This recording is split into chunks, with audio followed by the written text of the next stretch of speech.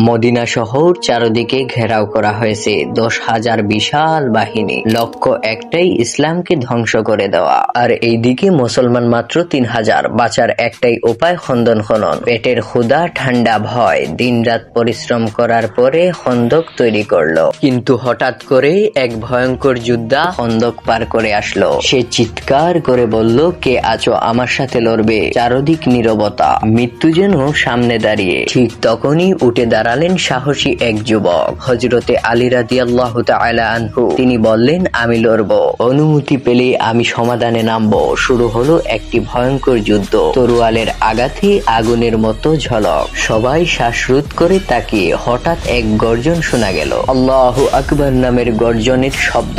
ধুলো থামলে দেখা গেল শক্তিশালী সেই যোদ্ধা মাটিতে পড়ে কাতরাচ্ছে। হযরতে আলী রাদিয়াল্লাহু আনহু দাঁড়িয়ে আছেন বিজয়ী হয়ে। সেদিন শুধু একজন মানুষ হারেনি, ভেঙে গিয়েছিল অহংকার। তার সাথে প্রমাণ হয়ে গেল সত্যিকারের শক্তি ইমানে থাকে।